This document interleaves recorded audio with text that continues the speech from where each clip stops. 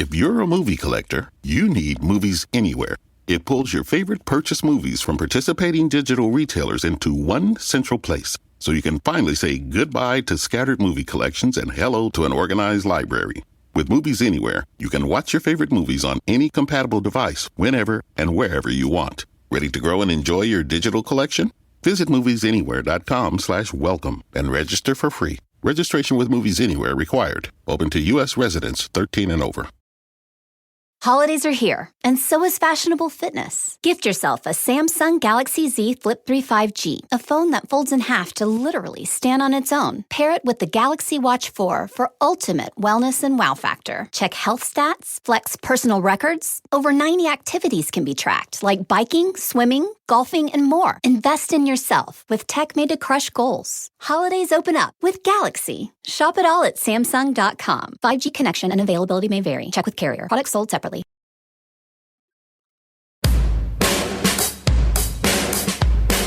Hey everyone, this is the Almost World Podcast.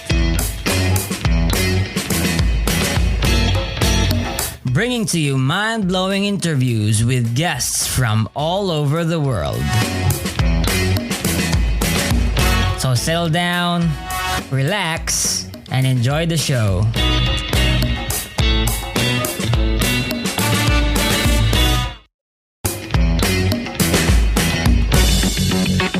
Oh yeah, by the way, if you like the podcast, please support Elmo's World Podcast on Patreon. Your support is what helps the podcast improve more and more. Welcome to Elmo's World Podcast. This is Elmo, and I'm with my friend Joel. Hey man, can you introduce yourself? Sure. I'm Joel Furches. I'm from the United States, and I currently work as a teacher with at-risk children at a educational facility for children with emotional and behavioral disorders. I am a PhD student in the field of psychology, and I do personal research, which I'm pursuing. Actually, I just got accepted into a course where I'm going to do my dissertation on the topic of religious deconversion, meaning when somebody goes from being religious to being an atheist. And so I put a lot of research into that, and I present material in that currently. And yeah, that's generally where I'm at. Mm-hmm. Okay, so can I ask you about why you're a Christian, right? Like what happened as a child? Were you raised in a Christian family? Did you have doubts at that time? Can you give us a timeline of your past in terms of your Christianity? Sure. So like most Christians in the United States, I was raised in a Christian family. I'm what I call an early adopter, meaning that I never went from being something else to being Christian. I was Christian by default based on the environment that I was raised in. I went to a Christian school, which is sort of this isolationist idea where you don't interact with the world outside of the Christian bubble, you just kind of stay in it. But in going to the Christian school, I got very well trained and familiar with Christian ideas and the Bible and so forth. And then I graduated from high school and went to a Christian college, if you can see the theme going on here. And, there I got a little more training in the humanities and in a broader field of Christian research. Now, after that, obviously, I went out into the real world, if you will, and got a job and started interacting with people outside of the Christian bubble. And at this point, you have to go beyond the sort of default Christian mode and go into things that sustain your belief. So why am I a Christian? Because I was raised as a Christian.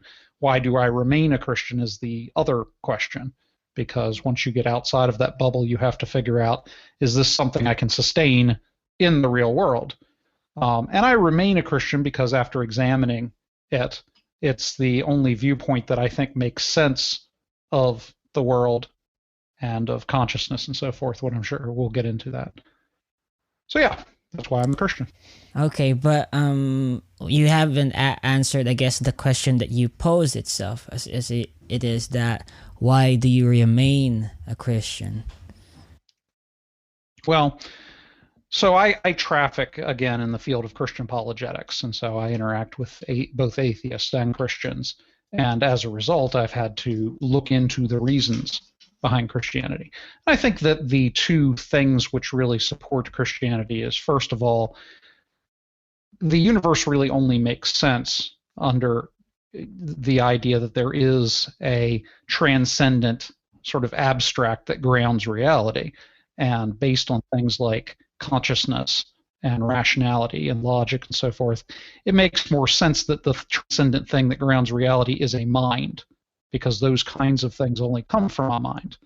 And so that's what allows me to have the confidence that there is something that transcends the physical universe, that grounds meaning and purpose and so forth within the physical universe. So I'm fairly confident about that from an epistemology and ontology point of view. Now, why Christianity specifically? Looking into the historical and scholarly work surrounding the person of Christ, I can have a fairly high confidence that the resurrection story of Christ, if nothing else, is correct. And if there is a person who came to earth and claimed to be God and then rose from the dead, it serves as good evidence that his system of belief, what he was talking about, is the true system of belief. So that's why I select Christianity, or remain a Christian, based on the research that I've done. Mm-hmm. Would you say you would have had like a spiritual experience, like a transformative, spiritual, deep experience that only you only you could have experienced in your life, like an event or some sort, maybe? So from the field of the research that I do, which is conversion research, what you're talking about is what we would call a conversion crisis, or a crisis conversion, my bad. So crisis conversion it's sort of typified by the experience of Paul on the road to Damascus, in this story about somebody who was not a Christian, and then there was this blinding light and the spiritual experience, and he went from not being a Christian to being a Christian in sort of a flash of light. I have never had an experience like that. I don't recall having any sort of deep, meaningful spiritual experience which opened my eyes and was a come to Jesus moment or anything like that. I experience deep spiritual meaning when I study, and I come to, I find a surprising conclusion that makes religion and God seem more real to me. In other words, all of my spiritual experiences tend to be intellectual experiences. When I have a really startling realization, or my eyes are open to something that I hadn't seen before, that's a very spiritual experience for me. Mm-hmm. Well, that seems interesting, I guess, because that's usually what we get from people who have been a Christian most of their lives, right? But mm-hmm. I guess in terms of a conversion, the basic doctrine for Christianity, I guess, is the gospel, right? It's that you're a sinner and then you accept Jesus Christ as your Lord and Savior, and you're saved by grace and all of that, and you repent. Have you had, at least at some point in your life, maybe it was gradual or something, that kind of experience?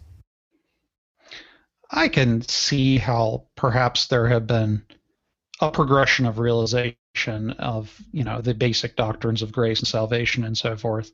I don't, again, remember any sort of instance or moment when all of that came clear to me and there was this deep, meaningful experience. But that's, again, what you're talking about is what they call a crisis conversion. It's a sort of instant moment of realization where lightning strikes and you're a Christian suddenly. But in general, what we find in conversion research is what we call a process conversion, which is a gradual process that leads up to adopting the religious behavior. But people like myself, again, what I call early adopters, they never go through a conversion as such. We can't mark a moment in their life where they went from being not Christian to being Christian, because when I've interviewed other early adopters and asked them when they started thinking of themselves as being Christian, they'll tell me something as young as age 4 or 5. meaning that as soon as they started forming memories, they started considering themselves Christian. And this is something I'd like to look into, because conversion research doesn't really delve into these early adopters, as I call them, and how that process takes place. Now, most deconverts, which is really my specialization, people who go from being Christian to being atheist, are early adopters, which suggests to me that they never really go through the full conversion process. They just think of themselves as Christians, and they never do what you're talking about, which is kind of move from this mindset into like a firm believing mindset. So in my own personal experience, I can't really see that progression, but I believe that what I have now is a firm standard of Christian belief. Mm-hmm. Okay, I want to get this out of the way first, right? So a lot of atheists, I guess, or people from other belief systems would look at someone like you who's been a Christian all their lives and has never been otherwise to be someone who has been like indoctrinated and can't escape this cultural mindset that has been implanted to you. I'm not saying that, but like, how would you respond to an argument like that, of you being this close-minded person? So when we do research and we measure religiosity, which is the sort of depth of religious devotion in childhood, and then do progressive surveys, follow the people that we've talked to into adult life, there's actually not that strong a link between religiosity as a child and religiosity as an adult. If you follow the same person, there's no real guarantee that they're going to remain religious throughout their lives. And, this is in my deconversion research, we find that practically every deconvert is a person like myself who grew up in the church, considering themselves Christian and so forth. And so at some point they reach a stage in their lives where they start to form their own beliefs and their own opinions and start to re-examine what it is that they believed as a child. And at that point, they form sort of a personal identity, which may differ from what they had as a child. And if you look at things other than religion, this is true across the board. Whatever you're raised as a child, you don't necessarily adopt it as an adult as you begin to form your identity apart from your childhood. You don't think of yourself as a subject to your parents or your school or whatever you grew up with. You now have formed your own identity. And everybody goes through that identity formation as they mature into adulthood. Do they bring their childhood standards with them? Yeah, a lot of times they do. But, there's no guarantee that you're going to be believing the exact same things you did as a child into adulthood. So, yeah, you can make the case for indoctrination, and I don't think that's necessarily a completely wrong case to make, but it's not a guarantee either. Now, what we see with deconverts is that, yeah, they look back on their lives growing up and they think of themselves as being indoctrinated. And in fact, it's interesting, most deconverts, when they look back on their religious experience, they believe they were being lied to. Yeah, you could think about that. They believe that the things they thought at the time were lies, but the people who believe them aren't intentionally lying. At worst, they're mistaken. They're not getting up there and intentionally indoctrinating you. They're just telling you what they earnestly believe. So I would say there's a difference between indoctrination and sort of instructing in what you believe. Let's take a cult, for instance. If you look at a cult, typically the cult is not so much about sort of these transcendent ideas as it is about the leader and what the leader can get out of the people under him or her. So all of the spiritual things the cult is teaching are only there so that the leader of the cult can get something out of the people he or she is leading,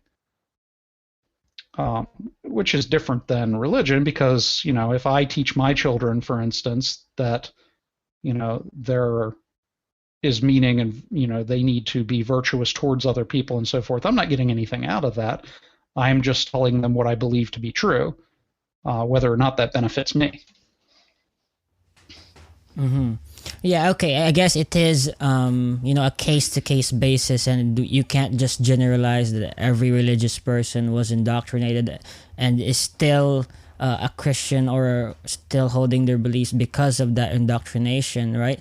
But in terms of your case, right, I want to look at your specific case, because if you're someone who's not really on the like the conversion crisis thing, or on the and when I look at your criteria, you mentioned, or I guess like you specialize in more on the intellectual aspects of Christianity. Sure. And would you say that that's the specific reason as to why you're still a Christian?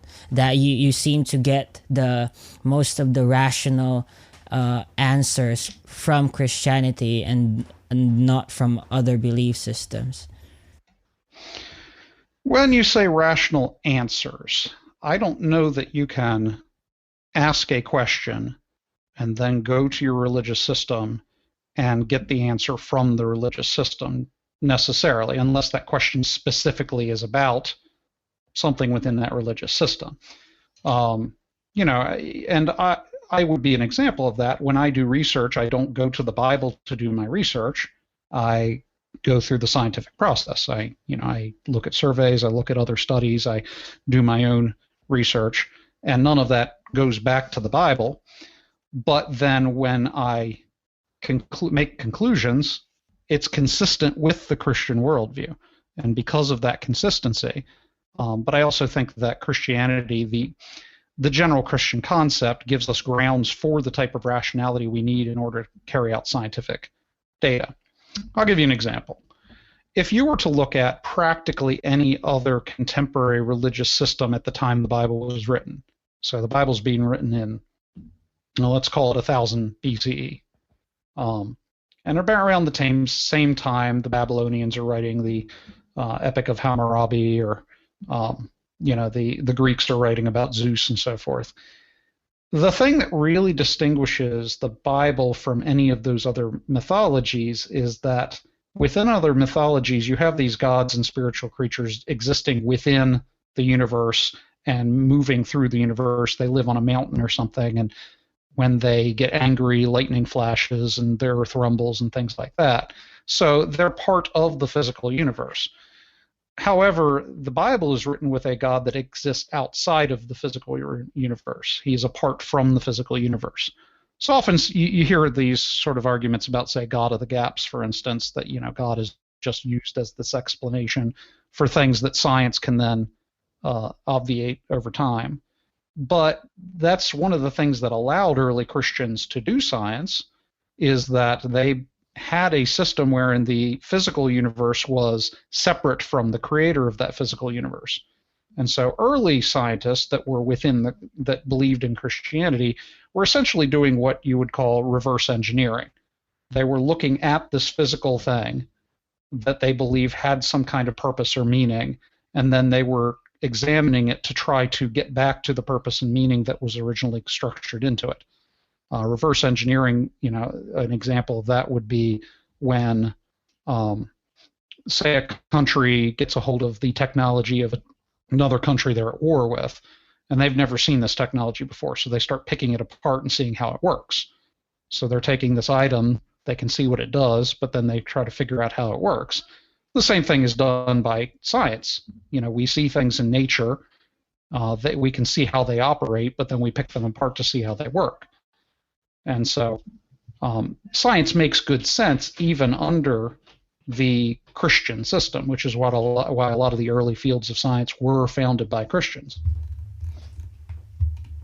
Mm-hmm. Well, okay, so in terms of, I guess, science, right? You also look at empiricism and other forms of epistemology, but specifically, would you say that you have a more of a faith-based belief in Christianity, or is it purely because of you're looking at the evidence and it all indicates that Christianity is the right belief system? Now, by faith-based, I'm assuming what you mean is that I think that it is true because it is true on its own merits. I don't use outside evidence in order to form the beliefs that I have. Is that correct? Mm-hmm. So this idea that we believe things because we believe them isn't necessarily consistent with belief formation. So for instance, let's say that, yeah, I grew up in church and I believed everything that I believed from the beginning, but I didn't just believe it by default. I believed it because I was told it by people that I considered to be knowledgeable and authoritative. And that's most of early childhood there. It doesn't matter what kind of thing we're talking about, whether it's, why the sun shines, or why I should brush my teeth at night, or why I should pray. An authoritative source is telling me this. I have reason to believe this source because they have a job, they've put a roof over the head, that, obviously they know things that I don't.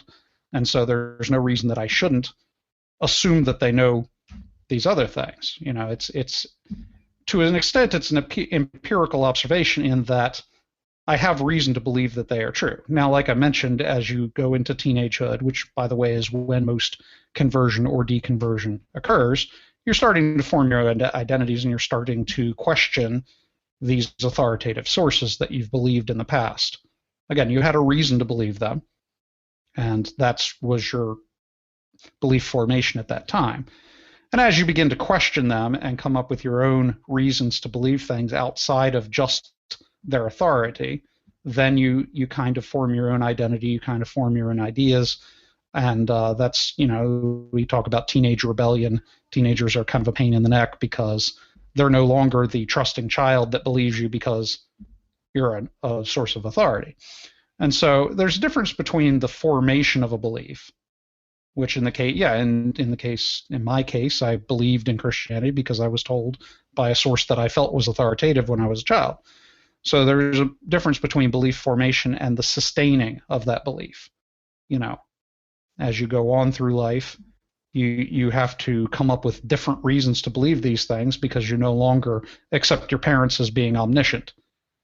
You start to recognize they're human beings as well, and they might be wrong about certain things.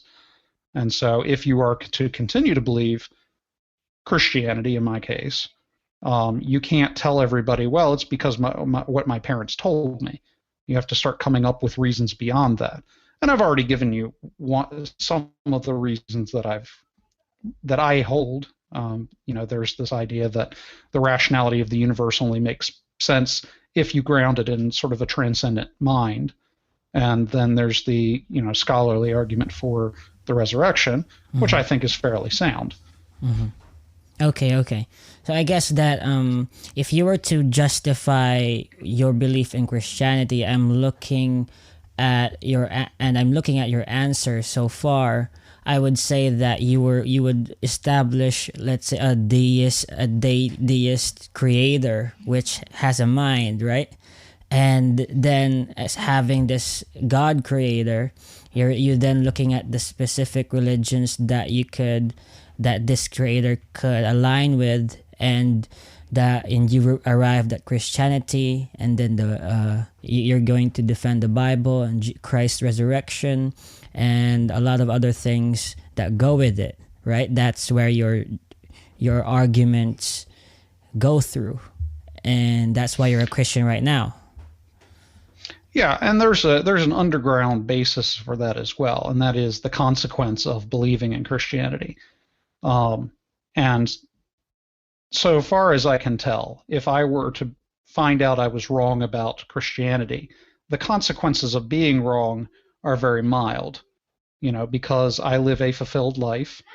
I live a life which is generally moral, regardless of where I get that morality from. And I treat others in a way, so I'm not making a negative impact on others. I'm living a life that's fulfilling to myself, and the life that I live is a productive life in the general societal form. So the consequence of me being wrong is very mild.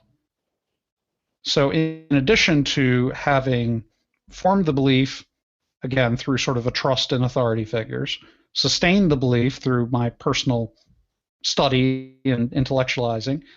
The consequence of holding this belief is, to as far as I can tell, there are no bad consequences. Now, if I were to, say, be a Shiite Muslim and going around bombing people and so forth, there's a heavier consequence for holding those beliefs and then finding out that you're wrong. But if I were to find out tomorrow that I was wrong, I would have no regrets about the life that I've lived because the consequences have been good, not bad. Well, I guess I would find the consequences of your beliefs as irrelevant as to why you're a Christian, but okay, maybe we could take that into consideration. But well, okay, you're asking about the foundation, why I believe that I'm a Christian. The consequences is, for me, sort of a safety net at the bottom, because if I don't, if you were wrong, right? Yeah, this I'm not would be afraid the case. of being wrong, and the reason I'm not afraid of being wrong is that if I were to discover that I was wrong, there would be nothing for me to regret. Okay. So, for instance, if you were to find out tomorrow that brushing your teeth was unhelpful to you in life, you wouldn't regret doing it because it didn't hurt anybody. There was no bad consequence for having that negative belief, that wrong belief. Okay, so Does that make sense? I'm guessing though that there's not much fideism going on in your belief system because I don't know if you're a Christian just because you like being a Christian and it's helpful to your lifestyle. That might just be a safety net, as you've said. But if it were to be the case that your present arguments in your defense for Christianity, let's say for a creator or for the Christ resurrection or for the Bible, if someone were to present a valid counter argument to all of those, would you stop being a Christian? That remains to be seen because there's a psychological element in that as well. People aren't 100% rational robotic beings. There is an element of psychology to human beings that sort of affects how our behavior is. And so I have changed my mind about things in the past that I was wrong about or that I think that I was wrong about when evidence was presented to me, but I don't know how I would act in the future if that same thing were to happen about something as foundational as my religious beliefs. I might be able to bite the bullet and give up my beliefs. I might try to rationalize them. Both of those things happen, but it's not something I would be able to predict about my behavior in the future because it's not something I've ever come up against before. Okay, but on principle, right? And on the criteria you set for yourself while you're studying, or at least the intentions of why you're studying these intellectual pursuits, and specifically for religion, psychology, and maybe philosophy, right? If you have found yourself and arrived at the conclusion which is contradictory to what you believe, which is, let's say that you found good, valid arguments as to why Christ wasn't resurrected, would you change your views on principle, ignoring the psychological factors? Sure. So I've got 3 stages planned for the future if that were to ever happen.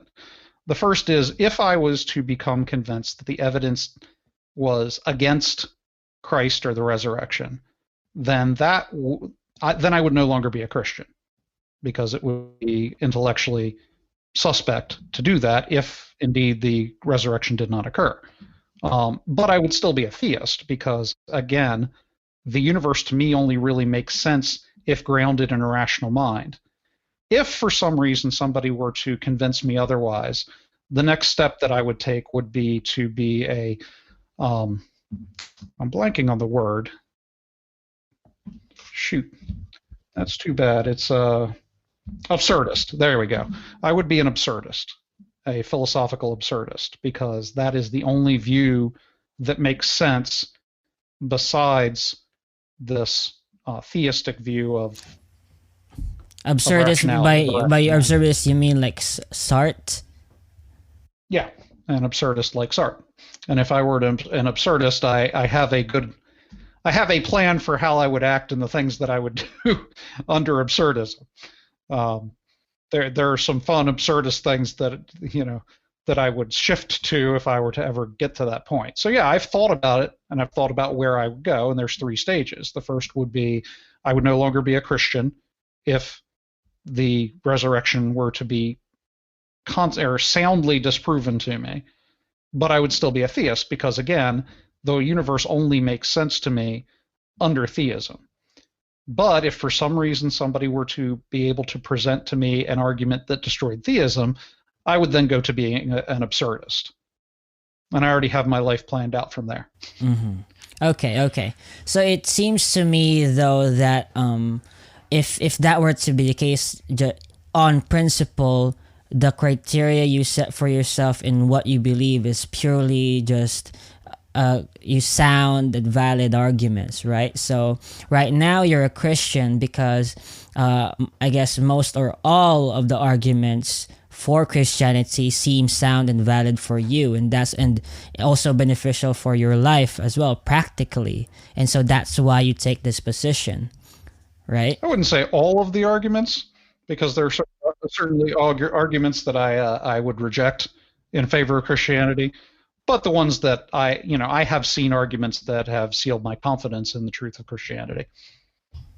Okay, cool.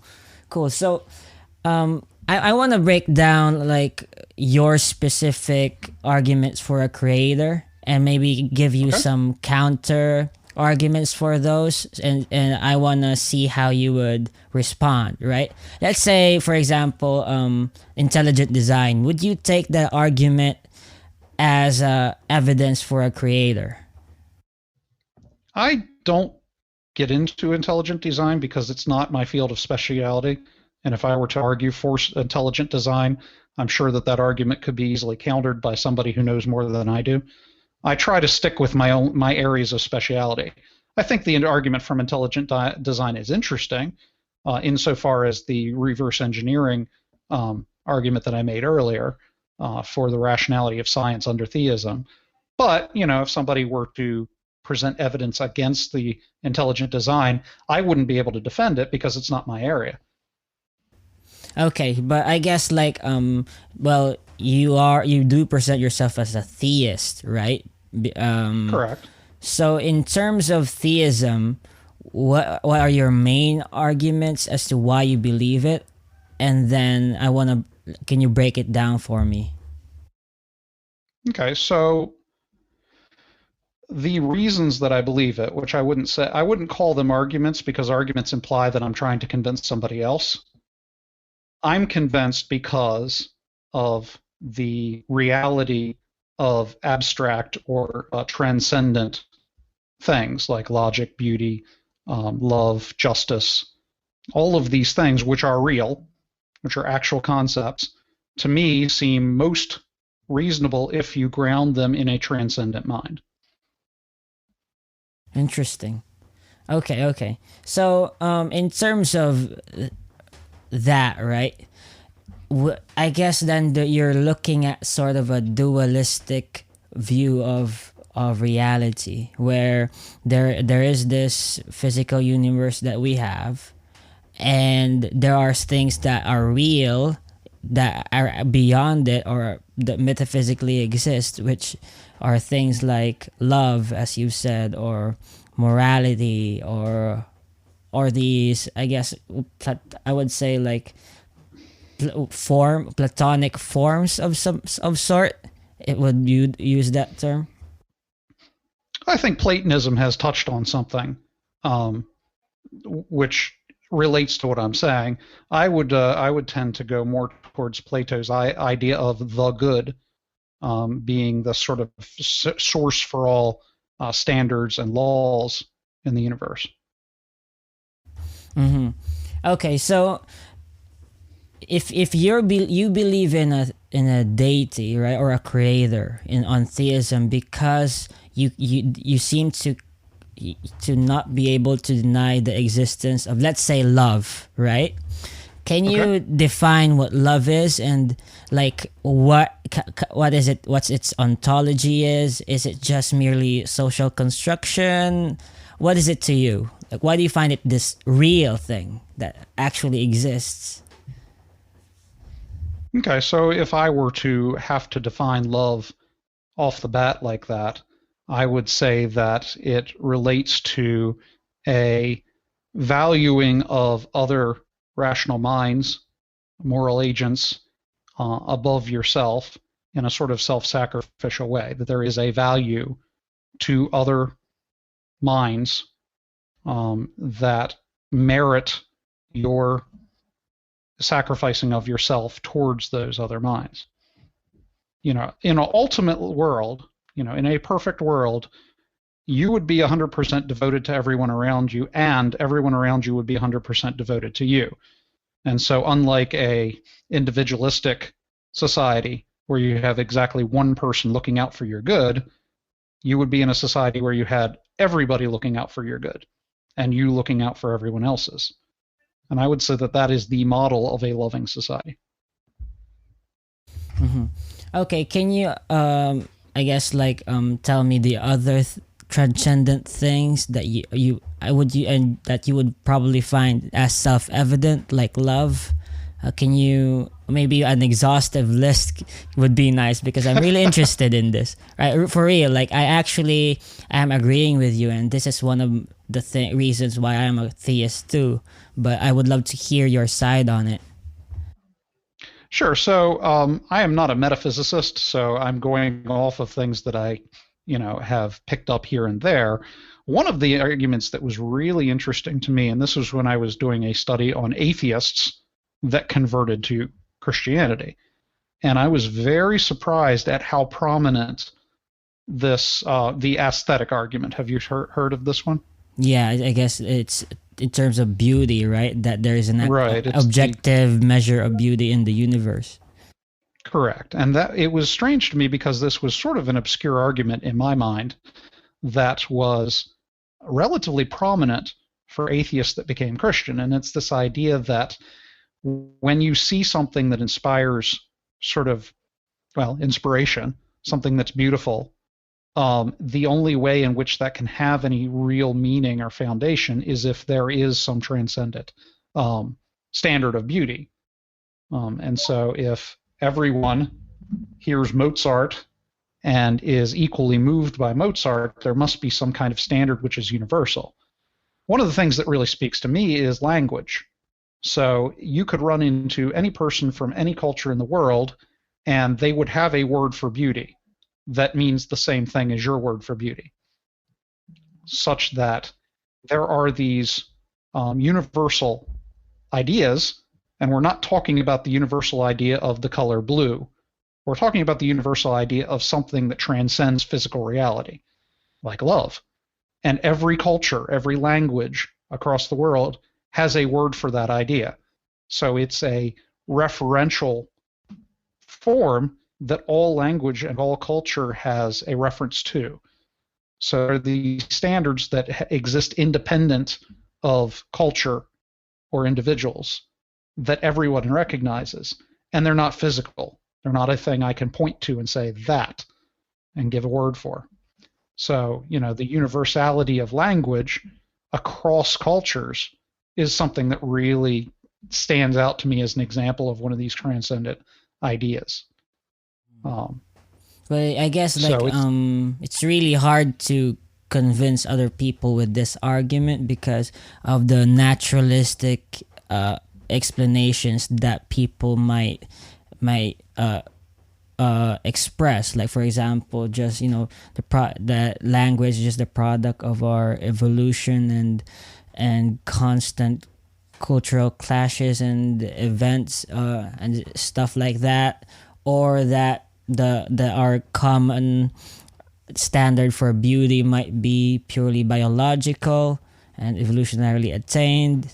So I would find it really hard to, I guess, to say that that beauty would be something that is universal, because people do believe that that beauty, or at least a subjective in many aspects, but there is this, I guess, like common threads of standards in across cultures. But I wouldn't say it would be hard for me to convince people of the aesthetic argument. Okay, so as far as the aesthetic argument, I find it interesting. I think there might be some merit to it, but I don't think I would be able to defend it in the way that you're talking about. With language, on the other hand, and that's a separate thing for me, translation would be impossible if all languages developed separately from each other and didn't have these universal reference. Now, I believe that languages did develop separately from one another. I don't think you could make the case that every single language goes back to a single language and that they're all just kind of variations of a single language. I think there are very different forms in different languages. And yet, there are these universal reference that make translation possible. I can take any language in the world and translate it into, I could take any text in the world and translate it into my language and get the same kind of meaning out of it. Now, there are cultural variations, things that get lost in translation, sure, but they still have universal reference that allow translation to occur. Okay, so does it mean that you believe in God or a creator because of language, I guess? Well, in that case, I would call it a cumulative case. Mm-hmm. I don't think that I could make an argument like I just did from language. Yeah, purely from language. Therefore, God. Yeah, of course I not. might be able to make that argument and say, therefore, a Platonic realm. That there are these sort of universal Platonistic ideas that all languages refer to. And, you could make the same argument either way, God or Platonism, just from that single thing. It's more difficult in my mind to make an evolutionary argument because evolution would indicate to me that just like you have a duck in one area of the world and a platypus in the other area of the world, you can see some similarities, but they've diverged evolutionarily from one another. Now, languages diverge in things like syntax and in the kinds of vocal noises we make in order to form the language. And in referring to specific cultural ideas, but they still have the same universal reference. Every language has a word for love. Every language has a word for beauty. And these are, love and beauty are not physical things I can point to. They're abstract ideas. Even the word abstraction, that's a thing that every language has a reference to. Mm-hmm. Okay, so language, love, beauty, what are the other transcendent things that you find to be, I guess, like an accumulative evidence for a creator? So I would take law as one of these, and here's what I mean by that. I like if you're familiar with I believe this is credited to Socrates, but it was written by Plato, the idea of honor among thieves. Are you familiar with that? Yeah, point? Yeah. Okay, so and the idea was that Socrates turned to one of his students and said, could a group of thieves operate if they didn't have some kind of law or organization among them? And so his point is that even lawlessness has to have laws and organization in order to operate. They have to sit down, they have to make a plan, they have to follow some chain of command or leadership. And if they don't do that, they're not going to be successful at the robbery. It's this idea that there are standards and laws that are necessary for anything to function. And the fact that we have these sort of universal standards and laws in order for the world and society and individuals to function indicates that there is kind of this ultimate standard. Again, you could call it the Platonic good that things have to orient unto in order to function correctly. And the further you orient away from this standard, the less functional you are. Well, I guess if someone would say that, this is just, again, evolutionarily attained, and it's not really, I guess, the only explanation that is that this transcendent property is the reason for it, right? What would you say that evolution isn't enough for us to arrive at this complicated state of this common Well, as law? I understand it, evolution is geared towards survival, correct? Okay. Whereas what I'm talking about is geared towards some sort of transcendent or transcendental standard, that has sort of a value beyond simply survival. All right, you with me so far? Yeah. Okay. Do you know the organisms that exist? The only organisms that we know of that have the maximum survival value to them? Maximal survival value. Humans, I guess. Have the most robust organisms in the world that we're aware of are microorganisms. There are microorganisms that can exist within volcanic shafts. There are microorganisms that, they try to scrub off spacecraft because they can survive in the vacuum of space at these high level intensities of radiation, and they can still somehow live on the hull of this satellite or space probe. I think they're called extremophiles. But these are the most robust life forms that exist. Now let me put it in terms of, let me translate that into terms of technology. Let's say you have an iPhone in one hand and a pocket calculator in the other, and then you drop both of them from waist height onto the pavement. Which is going to survive that drop? Well, not the iPhone, of course. Yeah, the pocket calculator. Right. And how often do you have to stick a pocket calculator on a charger? Well, never, I guess. Never. Right. And so, I don't have to replace my pocket calculator all the time. I've had the same pocket calculator since high school, middle school. And, so in terms of pure survival value, that pocket calculator way outstrips the iPhone. The iPhone is a piece of junk compared to that pocket calculator in its robustness, its capacity to survive, and so forth. But which of those two items are more valuable to me? The iPhone, of course. Correct, the iPhone. And it's only because I have standards and needs and concepts, transcendent concepts that make that iPhone valuable. The value of the iPhone is not in its survival capacity, which is pretty rare. It's in its functionality, the things it is capable of doing. The same thing is true evolutionarily. If we're talking pure survival, microorganisms are way superior to me for survival value. What makes me unique is my versatility, the kinds of things I can do with my mind. And the only reason that humans are so successful in the field of animals is two things. We have an opposable thumb, and we've got an imagination. And between those two things, we've managed to more or less conquer the world. And, we're the only animal we know of that can look at the universe, measure the universe, and come to conclusions about how the universe functions. Einstein said the most incomprehensible thing about the universe is that it is comprehensible. That I possess a mind which is capable of looking at the world around me and coming to real conclusions about how it functions. There's no other animal like that. But you put me in a volcanic shaft, I'm not surviving. That bacteria is.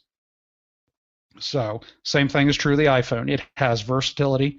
It's got the electronic equivalent of an opposable thumb and an imagination, which makes it far more valuable to me than that pocket calculator, which can survive much more than that iPhone can.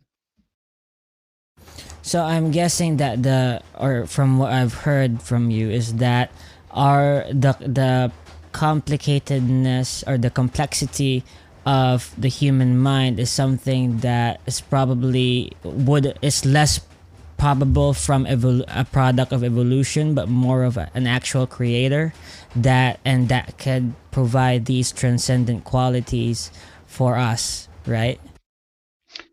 It's less valuable from a terms of evolution, and more valuable from the capacity for my mind to have a relationship and to comprehend transcendent things, things outside of the physical universe. It is a mind which is capable of having a relationship with a immaterial mind, if such a thing should exist. So if there is an immaterial mind, it's going to value me as a rational mind more than it will value that extremophile bacteria. And so the only thing that gives a thing value is a mind outside of that thing which imbues value upon it. You can look at this in terms of capitalism. An item which is very valuable to capitalism is only valuable because there are human minds that give it value. In the 1970s, people were paying a lot of money for pet rocks, which were just rocks with googly eyes pasted onto them. And the only reason that they had that kind of value was because there were these individuals that were, imbuing that value on them.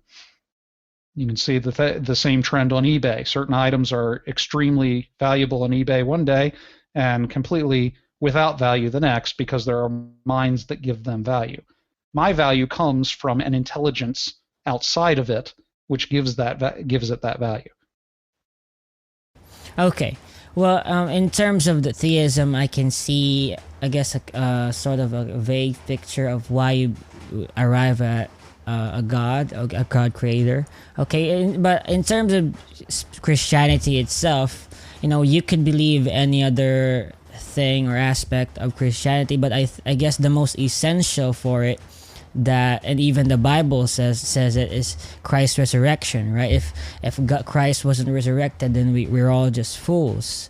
So what is your, I guess, the rational justification for why you believe in Christ? Is it more of just the same thing with the rest of Christianity, or can you, or if so, can you break it down for us? So obviously the foundation is what you just said. It's the resurrection makes it reasonable. But past the resurrection, there's an internal consistency to Christianity, which makes it more probable to me. If it were a system that had a lot of internal problems, then it would seem less rational, or at least a system that needs some revision in order to be rational. But the internal consistency, especially the more you study it, makes it interesting to me, if nothing else. And that's one of the things that appeals to me about Christianity is its interest value, that there, because of the internal consistency, there's always new things to discover about it that increase that consistency and make it a more attractive system, let's say. And so, one of the things I really appreciate about Christianity is that no matter how much I study it, I can always find new things.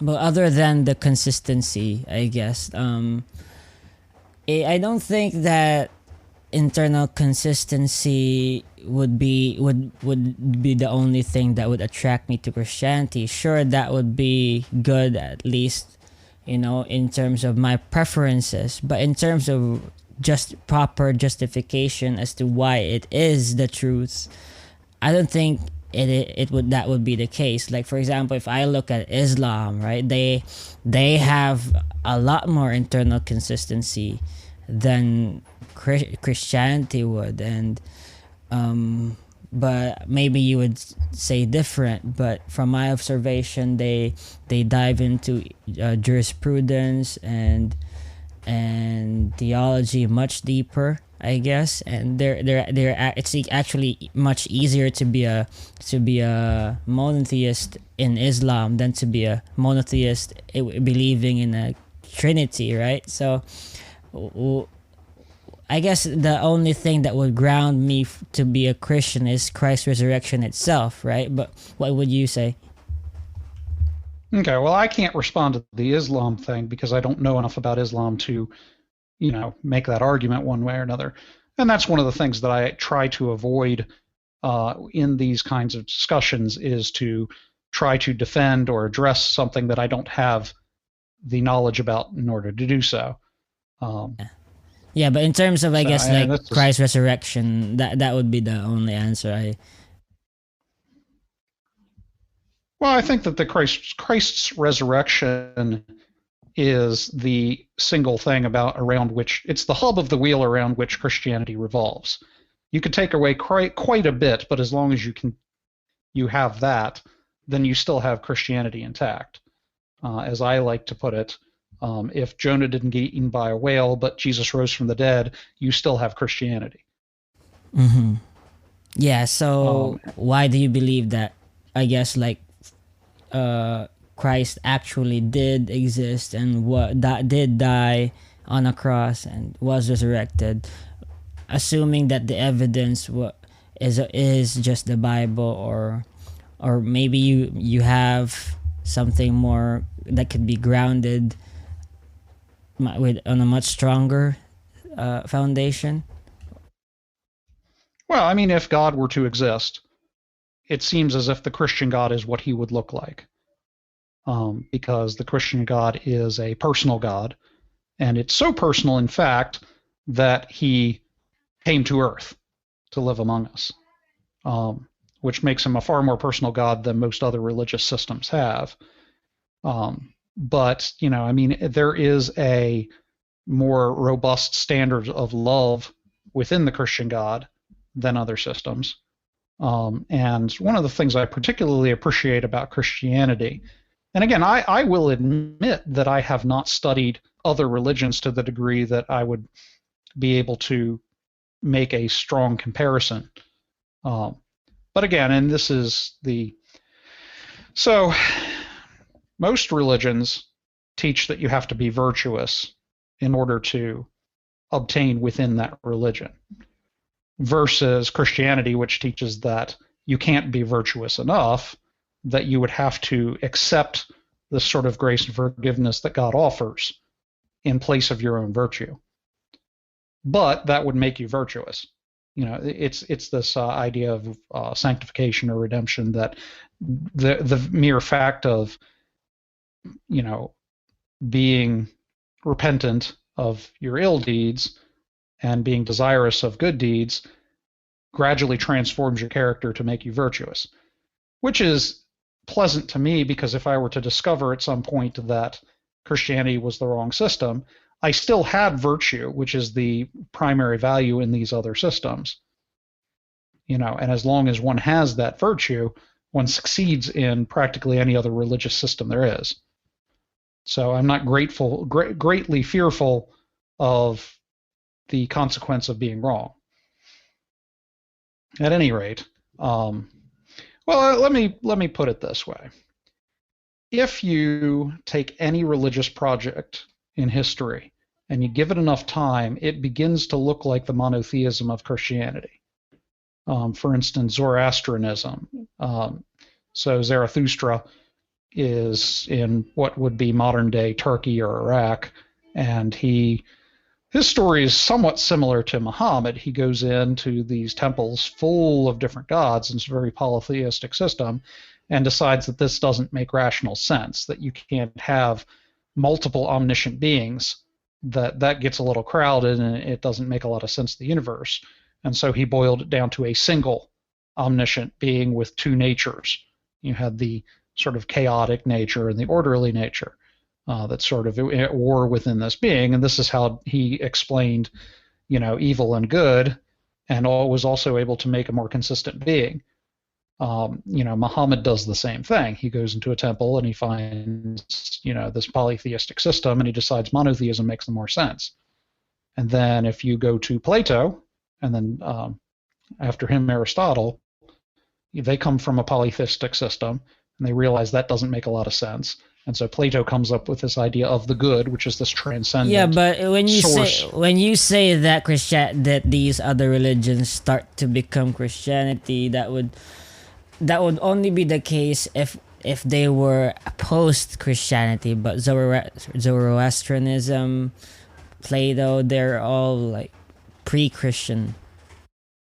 I think you misunderstood what I'm saying. I'm saying that the Christian idea of a monotheistic God who becomes the transcendent source of value is intuitive, to the degree that all religions sort of, if you give them enough time, they kind of transform or evolve in that direction. Okay, like you're saying that Christianity is sort of the epitome of this ideal belief system, right? That right. Most, yeah, okay. So religion is a human project.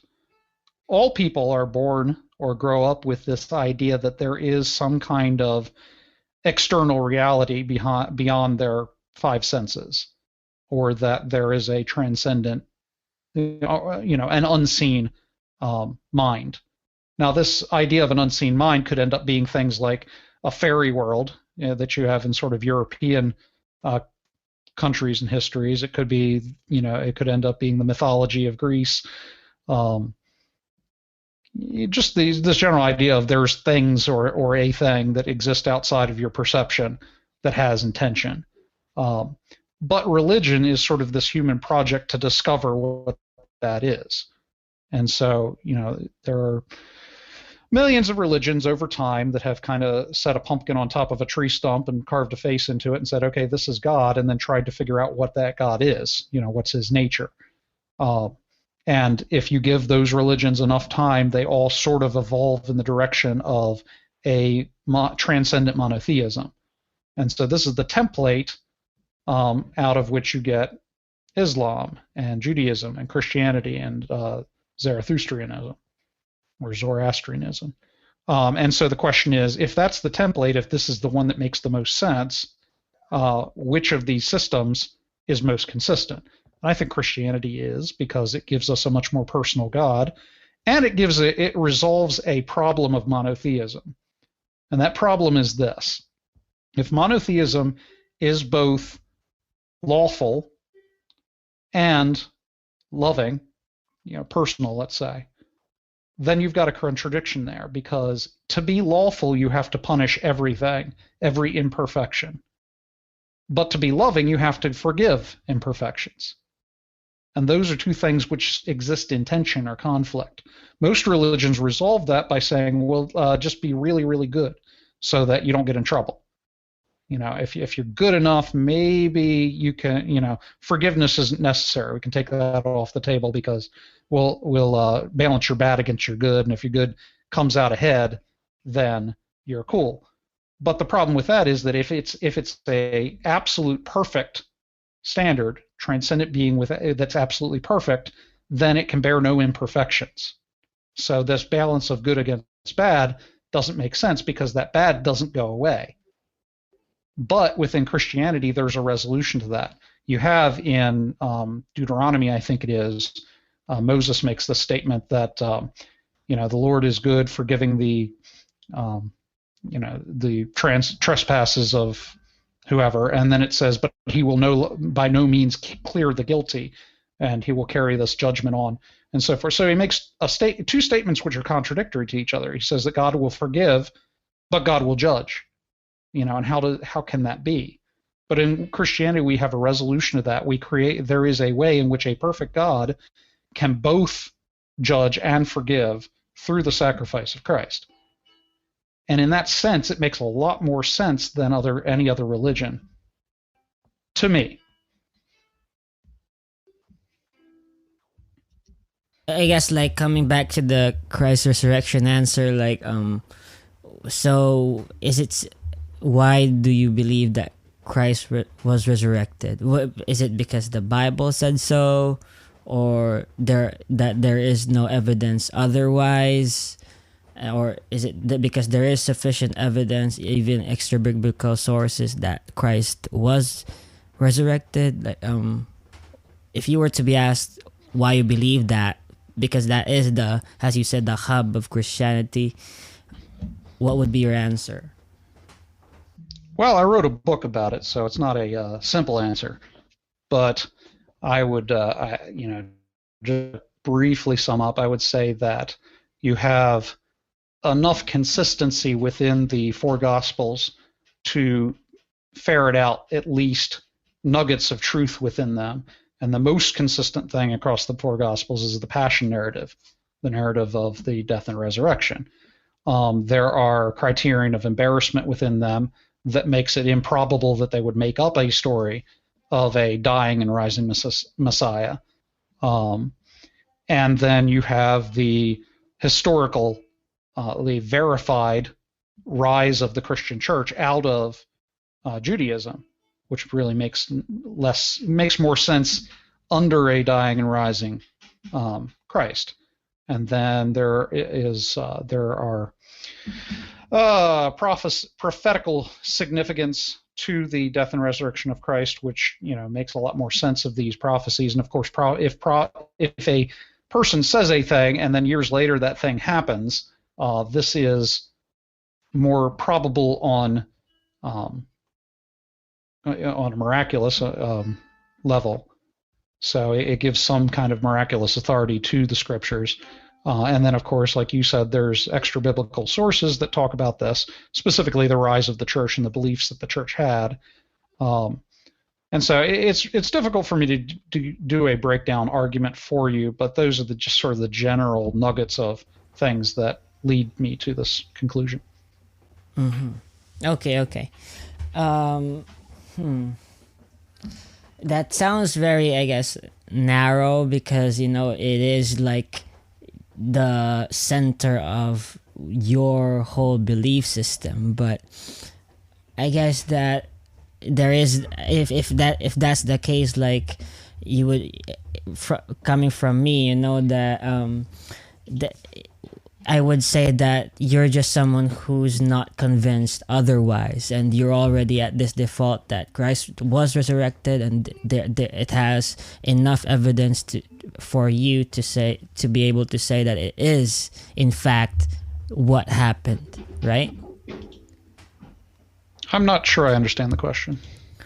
Yeah, basically what I'm saying is that you're someone who's convinced that Christ was resurrected because of the current data, and you're not convinced that it wasn't what happened. Okay, I think that there is good reason to believe that Christ was resurrected. And I think that the consequence of being wrong in that belief is minimal. So I am comfortable believing that. I'm comfortable proceeding with that model of reality. And if that model were to be shown to be faulty, I would revise as necessary. Okay. I wanted to ask you one last thing, because we are over an hour now, and in terms of you did mention absurdism, and that facing the consequences of Christianity and the entailments of being a Christian in your life. Like, what is your pursuit in life? Is it knowledge as to why are you continuing to live? What gives your life meaning? I guess even within the Christian perspective. Okay, well, I mean, I continue to live because I have children, and it's my duty as a father to raise them and give them the best possible life that I can and foundation. As far as the thing, I go wherever the wind takes me. Right now, I am focused on my research in deconversion because it seems to be bearing fruit, and it's a thing that I can do to contribute to the discussion. And as a researcher, I remain neutral. I'm perfectly happy giving the same kind of data to Christians, atheists, or everything in between. And I don't assume Christianity as I research. As any scientist ought to do, I remain neutral in the study and discussion, so that the conclusions I come to are true whether or not Christianity is. But that's the thing I'm enjoying now, and that's I'm pursuing a doctorate in psychology in order to do that as my dissertation. Now, down the road, things might change, and I'll change pursuits as necessary. Mm-hmm. Yeah, but one other thing though, this is something that I wanted to ask you, but in terms of because mainly Christianity has this, as you said, has this love that is not within other religions and belief systems, and it is more personal. So would you define your faith or yes, your belief in Christianity to have this personal relationship with God? And are you on this spiritual journey as well? How would you put it? Well, I don't have a destination in mind. I think that would be foolish to do so, because whatever destination I might throw up, I know enough about life to say that life can kind of kick you in the tail, put you on a different route, and you won't hit that destination. So instead, I do what I can at the time, and I see where things take me.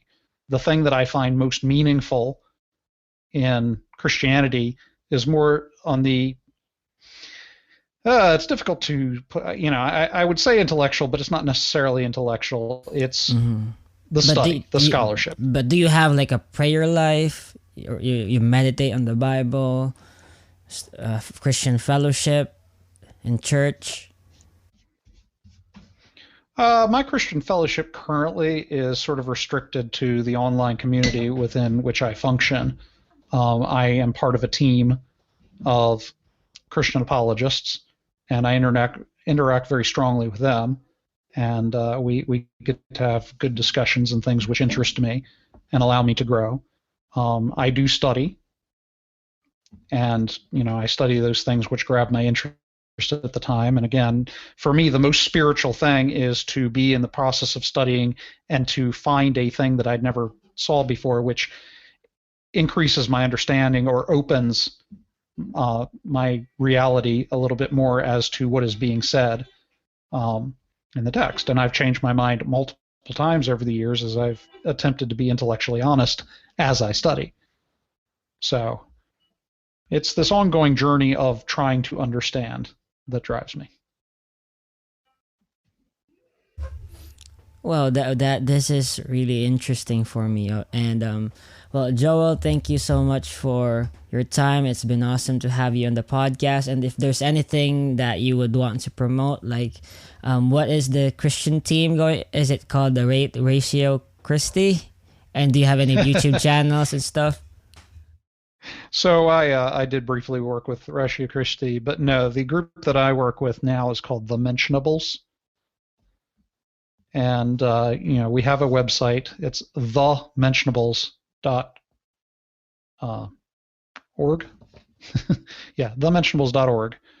And, our most active forum currently is our Facebook page, which is The Mentionables. We also have a Twitter feed, which is Mentionables1, or at Mentionables1. And we have a podcast that we regularly do. The Mentionable Podcast. We actually do most of our podcasts now on YouTube. So we do regular streams on the weekend, which are live streams on the Mentionable YouTube channel. So yeah, there's lots of ways to get a hold of the Mentionables and to get a hold of their material. Mm-hmm. Awesome. Okay. Well, thank you so much for coming on the podcast, man. It's been great, and I hope to check out the Mentionables, and I think it's going to be successful.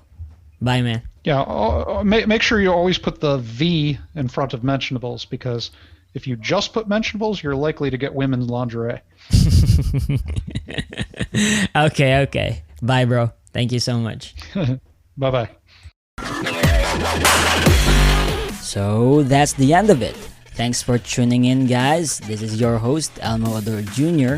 And thank you for listening in. And please subscribe.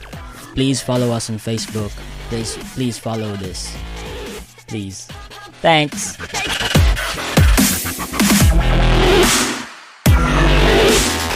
Give your heart some love with circulation-boosting bioactives, proven to improve blood flow for better oxygen and nutrient delivery. Boost circulation from day one for better cardiovascular performance that keeps improving over time. Try CocoVia Cardio Health Supplement, available as a capsule or a powder. Visit cocovia.com today. That's COCOAVIA.com and use coupon code CCV20 to get 20% off your order. These statements have not been evaluated by the Food and Drug Administration. This product is not intended to diagnose, treat, cure, or prevent disease.